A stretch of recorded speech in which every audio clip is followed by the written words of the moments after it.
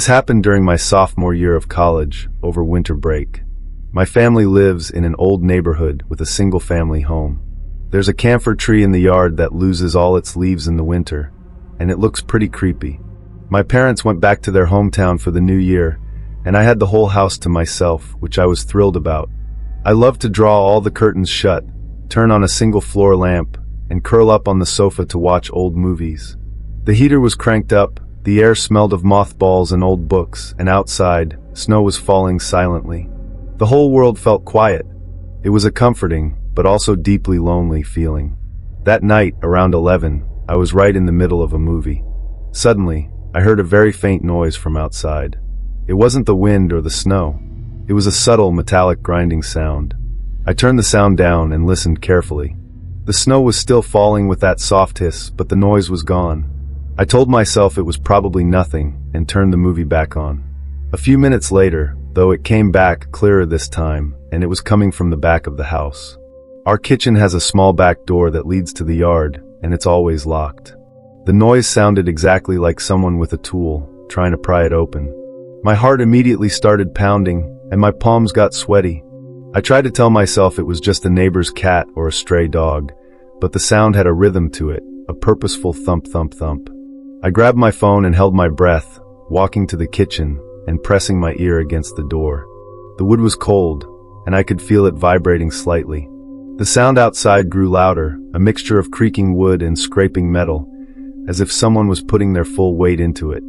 I stumbled back, my mind blank. My first instinct was to grab the shovel from the yard, but my rational brain screamed at me not to go outside. I retreated to the living room, locked every door and window I could find, and called the police. My voice was shaking as I incoherently described what was happening. The operator told me they'd send someone over and that I should stay put. The second I hung up, there was a soft click from the kitchen door, followed by a slow, long creak as it opened a crack. I froze. My heart was trying to beat its way out of my chest. Through that narrow gap, I could see the faint yellow light from the porch and a dark silhouette. The figure was tall and wide. It paused as if peering inside. I didn't dare move. I didn't even breathe. I saw one of his hands reach in, gloved and long-fingered, fumbling along the doorframe. Then, he seemed to realize the latch wasn't bolted, and he began to push the door open with his hand. I snapped out of my paralysis and lunged forward, using all my strength to shove the heavy kitchen table against the door. The table leg and the door slammed together with a loud crash. I heard the person outside let out a low grunt, a sound of annoyance or perhaps anger. Then came a series of much more violent shoves, one after another, shaking the entire doorframe. I knew the flimsy old door wouldn't hold. I ran upstairs, barricaded myself in my bedroom closet, clutching a pair of scissors. I could hear the constant pounding from downstairs, the sound of the table being pushed over, and then slowly, deliberately, footsteps on the stairs. They were slow and heavy, each one landing like a blow to my heart. I hid in the closet, holding my breath, my entire body trembling. I heard the footsteps stop right outside my bedroom door. The doorknob was turned quietly, making no sound at all. Then the door opened. I could sense the change in the light. Someone was in my room. The footsteps were incredibly light, almost inaudible. Through a crack in the closet door, I watched him walk to my bed, and I saw him reach down and pat my pillow, then my blanket. He seemed to be checking for something. After a moment, he turned and walked out. The footsteps echoed through the house, slowly fading away. I don't know how long I waited until I heard the sirens and finally crawled out. The police searched the entire house and found no sign of a forced entry, and nothing was stolen. The only things that were out of place were the broken lock on the back door and the overturned table. I told them I heard the footsteps, that I saw him, and I could even describe his movements. But they just looked at me with a mix of pity and skepticism. They said there were no fingerprints on the doorknob, no footprints in the fresh snow, just mine.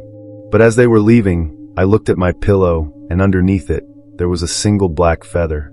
I swear to you, it wasn't there before.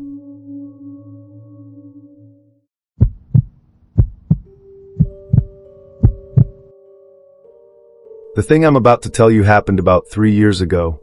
I was fresh out of college, working as a junior sales rep for a small tech company, and my territory was the entire East Coast. Business trips were a weekly thing, and to save on company expenses, and honestly, for a little more space and freedom, I always booked Airbnbs instead of soulless hotels. This particular trip was for a week-long industry conference in Boston, and I'd rented a small suite on the ground floor of a standalone house in the suburbs. The host, an elderly couple, lived upstairs, and my apartment had its own separate entrance on the side. When I arrived, it was a dreary, drizzling evening. The air was damp and smelled of wet grass and soil. The host, a lovely woman named Mary, met me at the door. She handed me a physical key, gave me a quick tour, and told me to just text her if I needed anything. The apartment was tastefully decorated. There were some landscape paintings on the walls, and it smelled faintly of vanilla candles. I dropped my luggage, took a quick hot shower, and laid out the files and my laptop for the next day's meeting on the dining table. Outside, the steady rhythm of the rain and the rustling of leaves in the wind created a soothing ambience. I felt completely at ease and fell asleep pretty quickly. Around 1 a.m., I was jolted awake by a sharp, distinct ping. It sounded like someone was tapping on my window pane with a fingernail or a coin. My heart immediately leaped into my throat, and my body went rigid. I tried to rationalize it as a raindrop or a stray branch, but the sound was rhythmic, tap, tap, tap. Then a pause, then it started again. I held my breath, slowly crawling out of bed and creeping towards the window. The curtains were thick and dark, and I didn't dare pull them open. I just peered through a tiny slit at the edge. The night was pitch black, and the street lamp's light was fragmented by the tree branches. I couldn't see a thing, yet the tapping continued, and now it felt closer, as if it were right next to my ear. A bone-deep chill that had nothing to do with the weather washed over me. I knew instantly that this wasn't random, it was deliberate. Someone was trying to get my attention, and they knew I was on the other side of that curtain. I forced myself to stay calm, retreating to the bed and grabbing my phone. My fingers trembled as I typed a message to the host. "Hi Mary, I'm so sorry to bother you this late, but I think I'm hearing some strange noises outside my window. Would you mind checking?" I waited for nearly 5 minutes, but there was no reply. My heart was pounding like a drum in my ears. Just then, the tapping stopped. It was replaced by the faint, unmistakable sound of a key being inserted into a lock. The sound was coming from my front door. Mary had given me the only key, and her separate entrance was on the other side of the house. I realized with a sickening lurch that this wasn't a branch or the wind. It was a person, a live human being, trying to get into my apartment.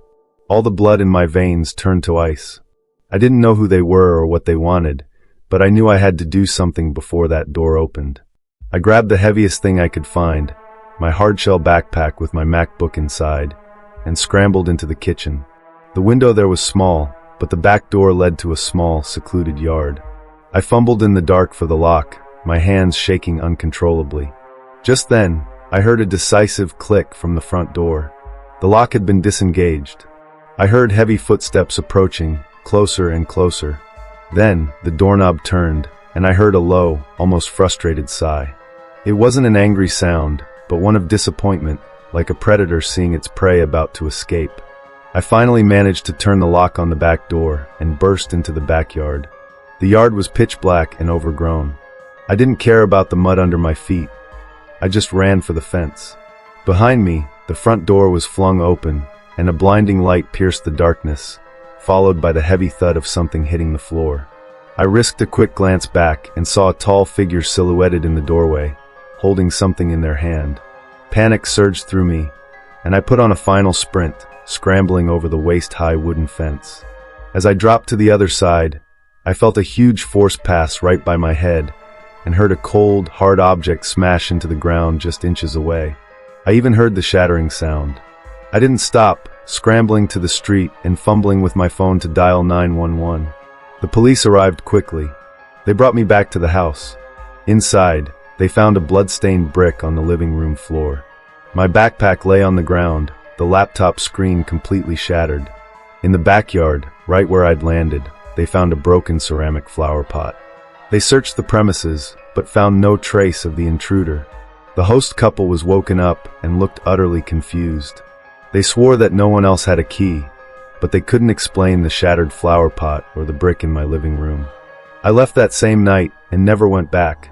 To this day, whenever I hear the slightest strange noise outside my window, my heart jumps into my throat.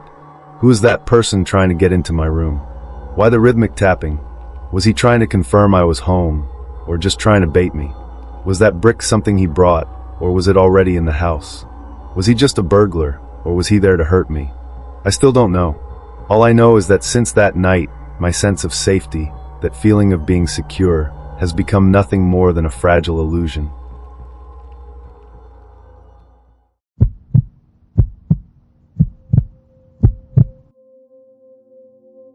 I used to live in a small house on the outskirts of the city. It was an old place, with a big front porch and several French doors leading out to the backyard.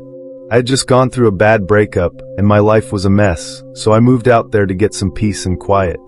It was summer, and the nights were hot, so I'd usually leave the windows open to let the cool air in. For a while, my life was boring and uneventful. Just work, home, staring at the TV, feeling this empty pit in my stomach. It all started on a Wednesday night. I had worked late and didn't get home until almost 11. I took a shower and sat on the couch in the living room, watching some mindless rerun on TV. The house was dead silent except for the low murmur of the television. I glanced out the French doors, into the darkness of the backyard, where a single motion sensor light sat waiting. Suddenly, the light flickered on. I figured it was a cat or some small animal and didn't think much of it. But a few seconds later, it went off. I took a drink of water, looked back, and the light came on again, then went off again. This time, in the brief flash of light, I saw a dark shape dart behind a bush. It wasn't a cat. It was a silhouette, like a person. A knot tightened in my stomach. I turned off the TV, and the house fell into absolute silence. I stared out the window, but the motion light never came on again, and the shape was gone. I told myself I was just seeing things, that someone must have walked by, and that I was overthinking it. For the next few days, that feeling of unease clung to me. I started peeking out through the curtains, but the shape never reappeared. Instead, I started hearing strange noises. At first, it was a rhythmic, faint click-clack sound, like something was pacing outside the house, each step landing in the exact same spot. It happened every night at different times, sometimes in the backyard, sometimes on the front porch. It went on for a few days, getting more and more frequent. Then the sound changed. One evening, I heard a faint metallic scratching sound from my front door. My heart jumped into my throat. I tiptoed to the door and peered out the peephole, but there was nothing there. When I put my ear to the door, though, I heard the doorknob being slowly and gently turned, then released. I held my breath, terrified to move. The next morning, I found a piece of paper slipped under the rug at the door. There was nothing written on it, just a blank, white piece of paper. I felt sick to my stomach. It was like a silent declaration, a message that my sense of security had been completely shattered. I became a nervous wreck. Every night, I'd barricade the doors with furniture and stuff towels in the window cracks to make sure not a sliver of light got out. But he started to get bolder. One night, I was in my bedroom when I heard a distinct, low knock on the window. 1, 2, 3 times, then the knocking moved to the next window. He was like a malicious child, walking around the house, knocking on each window 3 times, no more, no less. The knocks weren't faint anymore. They were heavy, deliberate, and rhythmic. My heart was pounding so hard I thought it would burst. I grabbed my phone, ready to call the police. That's when all the lights in the house went out. The power had been cut. Darkness instantly swallowed everything. I heard a heavy, forceful thud from the front door. The wood groaned under the impact, and I knew he was coming in. I grabbed the only weapon I could find, a pair of scissors, and hid inside my bedroom closet, pulling the door almost shut, leaving just a crack. I heard the lock on the front door splinter, followed by the screech of wood scraping against the floor. Then a slow, heavy footstep sounded. He was inside. His steps were deliberate and heavy, each one landing on my heart. I heard him start to go through the house, smashing a cup, flipping over my coffee table. He was muttering something low and indistinct to himself. From the crack in the closet door, I saw my bedroom door slowly open. He stood there motionless. He was holding a hammer, which caught the faint moonlight. He slowly scanned my room with his eyes, and I'll never forget them. They weren't angry or crazy. They held a kind of sick curiosity, like he'd found a new toy. He didn't come straight for the closet. He first bent down and checked under my bed, Then slowly, he turned and walked toward the closet where I was hiding. My breathing had completely stopped. I gripped the scissors, my body shaking uncontrollably. He reached out and put his hand on the closet door. In that moment, something inside me broke. I lunged, pushing the door open and stabbing at the hammer in his hand. He let out a yelp of pain, and the hammer clattered to the floor. I didn't stop. I threw myself at him with all my strength, knocking him off balance. I seized the opportunity, bolted out of the bedroom, out the front door, and ran as fast as I could toward my neighbor's house. I heard him chasing me, his heavy footsteps and panting breath right behind me. I felt like his hand was almost on my shirt, but I didn't look back. I just ran and ran and ran. My neighbors eventually took me in, and the police came, but he was gone. They searched the house and the surrounding area but found nothing, just my shattered door and the ransacked rooms. They told me it was probably just a homeless person or a drunk. But I knew it wasn't. I moved to a new city a few months later, trying to forget everything. The experience was branded into my mind. Then one day, I received an unmarked package with no return address. I opened it. Inside were the scissors I had lost that night, tied with a piece of white ribbon that had been cut into 3 pieces.